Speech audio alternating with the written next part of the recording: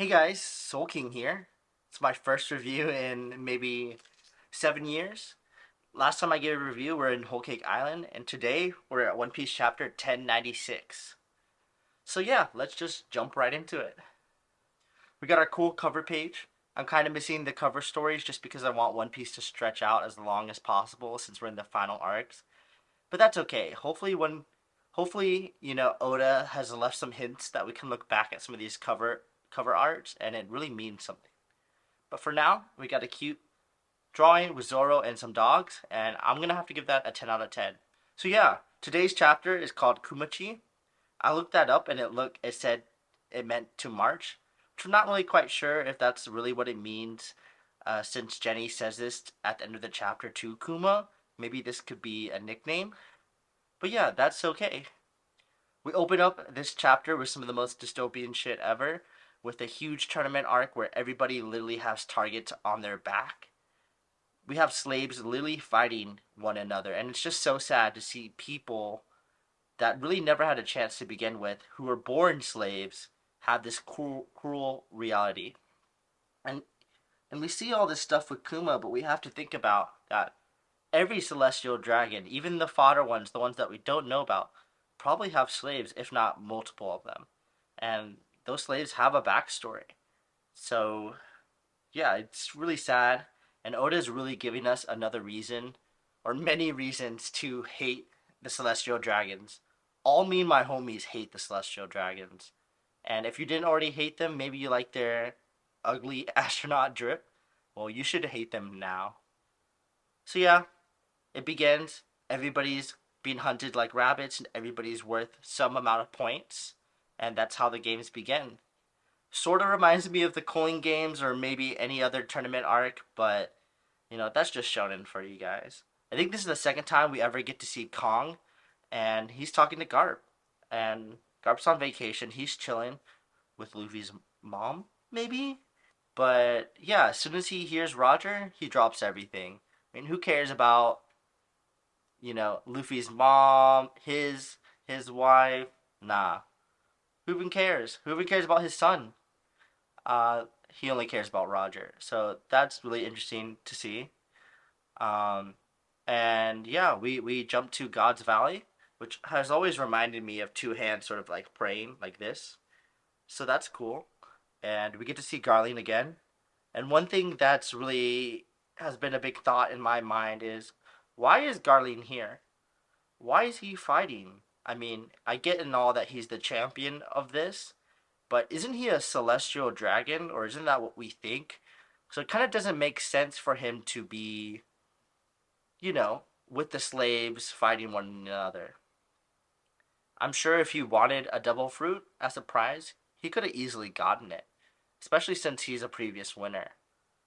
But maybe since his role in the future, and we see him a lot older, he's the executioner.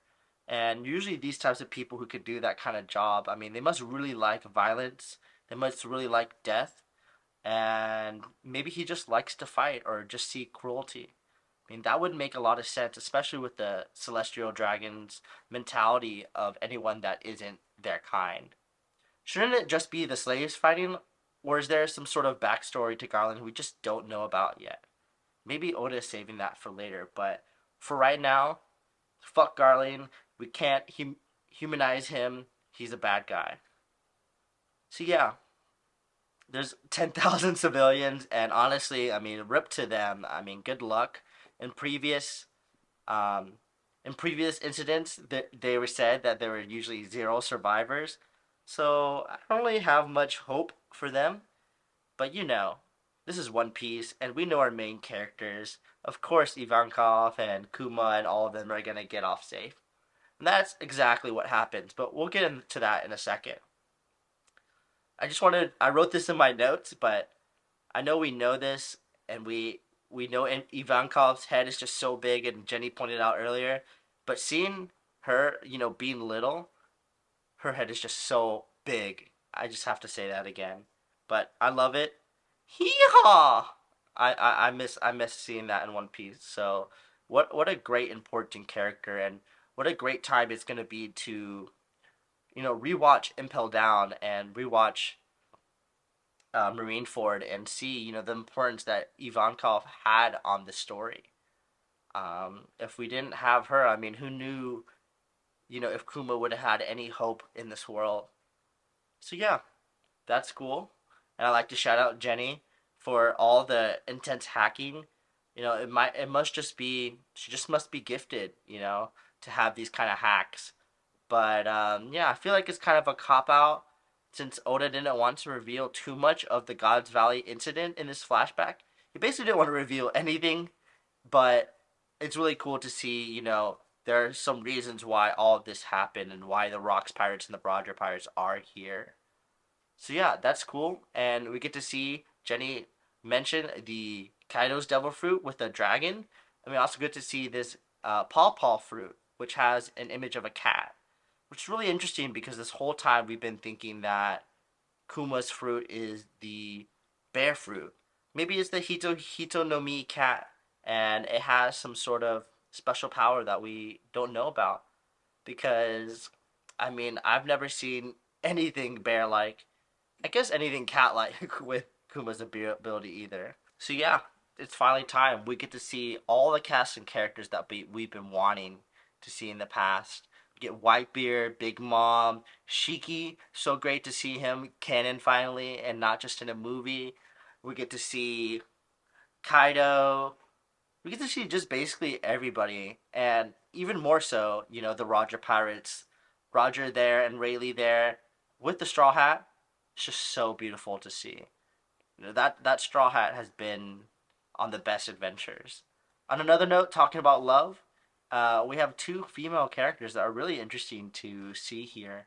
First, we have a previous emperor of Amazon Lily here. Are we gonna see Luffy's mom soon, possibly? And then another thing is we see Whitebeard, but who's on his shoulder? No other than Miss Buckingham Stussy, and that's just so cute. I mean, it really makes me think. It feels like a troll. It feels so fake. But what if Edward Weevil is actually Whitebeard's son, like for real, genetically and everything? That would be crazy. I mean, I still can't accept it just because of the genetic difference, but it could make sense.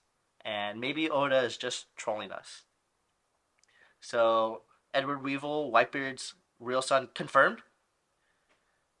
So yeah, other than that, we really are nailing down on this previous notion that the Rocks Pirates had a falling out. We have all these amazingly powerful fighters, and how could they lose in this incident? We see a lot of infighting going on of all the characters, sort of butting their heads against each other without a direction, and especially without hearing from Rocks really in this chapter or even seeing his face. I mean, it's hard to see what kind of leadership they have besides, hey, let's go steal these six fruit. And we only know what two of the fruits are so far. So what are the other four that we're missing? We also get to see the God's Knight, at least two more of them besides Garling. One which is this guy with a scary kind of gas mask sort of thing, and I have no idea. And then we get to see the sexy girl. So I wonder if we'll learn a little bit more about them. Maybe if they have devil fruits or if they're fight with hockey. Garland has a sword, so who knows? So yeah, so we get this flashback to the Gods Valley incident, but we don't really get anything that comes out of it. We don't even get the incident at all. We just get to see all the characters that we knew were going to be here actually here. And that's okay, but I just really wanted a little bit more, at least something that was more actionable, or it seems like there's all these forces here. I just want to see some sort of huge implosion or climax that can be a great cliffhanger. But it's okay. I trust Oda. He's cooking up something. So yeah, that's okay. But just like that, like it's nothing. They just get the devil fruits. I mean, we have Ivankov with Kaido's fruit, and we get to see Kuma with his fruit. And I just like to say, I mean, Ivankov being a slave, getting attacked by Big Mom, basically manhandled by her, must really hurt. Um, these are, Yonko level characters even back then. So that's kind of crazy. And Kuma just eats his thing. And then next we get to see a little incident with Saturn, which kind of feels out of nowhere since they were just right next to Big Mom. But hey, everyone's got to escape. Everyone's got to do its thing. and there's only so much that Oda can reveal here. So yeah, I don't know. I mean, it felt a little too fast for me, especially skipping over most of the incident. And I really just can't imagine like what happened here. You know, we have Saturn confront Kuma, and Kuma has the balls to say the word Nika in front of any celestial dragon, let alone one of the elders. So that's kind of crazy, but you know he has the balls for that. You know, one thing that I like to think about is how does this end? How does this all work out? Because we just next thing we know, we get to see them in the Sorbet Kingdom, and everything is all right. That's way too sudden. I just can't imagine Kuma eating his devil fruit and then just immediately knowing how to use his powers. I mean, that would be cool, but that just seems really sus, especially when many devil fruit users, you know, go through evolutions of utilizing their powers. Maybe Big Mom is right next to Saturn and fight Saturn. Maybe all these big characters like Rox and Wipey and Roger fight Saturn or fight each other or still try to get the rest of those devil fruits while it's going on. Or maybe someone like Dragon here, you know, has a change of fate or is here with Garp or finally has his awakening where he decides that he needs to do something. So who knows? I mean, maybe this is the first incident where Dragon discovers the Holy Knights. Holy Knights are supposed to be the top of our verse. I just can't imagine them losing to, you know, a bunch of slaves and the biggest pirate groups ever. Okay, maybe that I can't see that. Enough where Dragon, you know, is waiting for them to take action first and bait them. Maybe. Comment below. What do you think would actually happen? You know, how did Kuma get back? Did he just learn his power and suddenly do that, or is there something a little bit more to this? I think definitely a lot more to this, and I'd love to hear what your thoughts are below. You know, maybe God's Valley was wiped out. You know, maybe there was nothing else that happened. It was really interesting to hear that, you know, just like we know, Garp was reported for his heroism in God's Valley. And maybe there is something really, really heroic that he did, but it seems like it's mostly just a cover up since the world government doesn't want people to really know all these crazy characters here in one spot, you know, fighting celestial dragons and such. So yeah, I mean, I want to learn a little bit more, and I want to know what heroic actions were reported in by Big News Morgan. Yeah, we get to see Kuma talk about his hands of liberation, which is really really interesting. I wonder if there were previous users of this devil fruit that were also liberators, just like Joy Boy. Because it'd be cool to find, you know, maybe the feet of liberation. That sounds weird, or maybe the armor of liberation, or the shield of liberation, or something a little bit more. Because maybe it's because I've been watching a lot of Bleach lately and reading the manga, but you know, seeing uh, the right hand of the Soul King is really interesting, and maybe we'll have some parallels here in One Piece. To that, we also get to see Kuma, you know, under the light, under the sun, just like he was in Saboti, guarding the Straw Hats ship, Sunny. There again, the word sun. So there's all these thematic things, and now we have Luffy, the sun god. So there must be so many other instances in One Piece that we don't even remember that the sun plays a huge part in foreshadowing things. So let's see. I mean, maybe his prayers will be answered here in Egghead with Kuma showing up and, you know, Luffy, aka Nika, liberating him and his daughter and everyone here, like Vegapunks or the Vegapunks or even the Seraphim. You know, we need to liberate all these people. That's what Luffy does. Yeah, and I'd just like to say, I mean, Jenny and Kuma are just so cute together.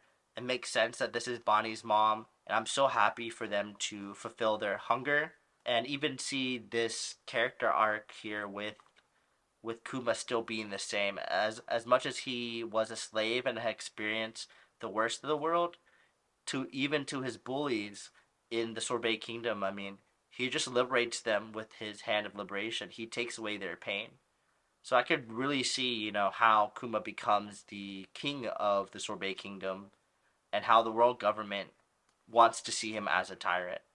So there's all this propaganda here, nothing that we're not used to. But it's just really, really impressive to come from this oppressive place and still be a kind person. And yeah, we learned that Jenny is possibly 4 years older than Kuma, which is really interesting because she just looks like a kid, and just because Kuma is a special race, I mean, he just looks giant. Yeah, I like to end this off on the footnote from the chapter, which is their first taste of hope and peace. And that really got me thinking about Luffy's dream. Of course, Luffy wants to have a big feast, but maybe something even more than that, something so childish, could be Luffy wanting people to taste peace. Maybe that's the One Piece, or maybe it's just one giant feast, but that was really interesting, and I don't want to forget that. There's always this theme in One Piece of people eating or needing food, just like in Wano. I give this chapter, I say 8.5 out of 10. I mean, it's really, really good. I think the only thing that sort of overhyped this for me was definitely the anime fans on Twitter and Reddit. I mean, they made this seem like it was the best chapter in so far of One Piece. And maybe it is just because of seeing all this fan service with all these nostalgic characters, but to the point where they were holding back spoilers and saying that it was going to be amazing. I mean, I think that's overhyped. Gear 5 is peak One Piece, so we need that's the standard we need to hold ourselves up to.